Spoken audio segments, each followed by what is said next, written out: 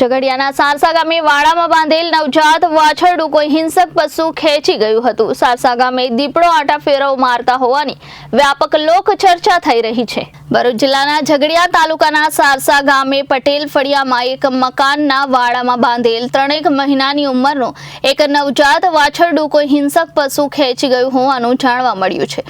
મળતી વિગતો મુજબ સારસા ગામે પટેલ ફળિયામાં રહેતા યોગેશભાઈ પટેલના ઘરના પાછળના વાડામાં अन्य पशुओं साथे बांधेल एक 3 महीनाનું नवजात वाछरडું रात्रि दरमियान कोई हिंसक पशु खेंची गયું હતું। पशुपालकना जणाव्या मुजब वाड़ाथी थोड़ी दूर जमीन पर वाछरडाने घसड़ी जवाયું હોય એમ લસરકા દેખાયા હતા અને આ વાછરડાને ઘસડીને નજીકના ખેતરમાં લઈ જવાયું હોવાની ચર્ચાઓ ગ્રામજનોમાં જોવા મળી હતી। ઉલ્લેખનીય છે કે ઝઘડિયા તાલુકાના વિવિધ વિસ્તારોમાં અવારનવાર દીપડો નજરે પડતો હોય છે, ત્યારે સારસા ગામે વાછરડાને ખેંચી ગયેલ હિંસક પશુ દીપડો હોવાની સંભાવના જોવા મળી છે।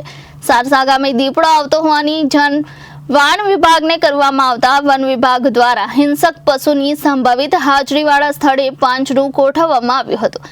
લાંબા સમયથી ઝઘડિયા તાલુકાના વિવિધ વિસ્તારોમાં દીપડા દેખાતા હોય છે અને તાલુકામાં શેરડીના ખેતરો દીપડાઓને રહેવા માટે આશ્રયસ્થાન મનાય છે। ભૂતકાળમાં ઘણીવાર દીપડા દ્વારા પાલતુ પશુઓ પર હુમલા કરીને તેમનું મારણ કરાયું હોવાની ઘટનાઓ બની હતી।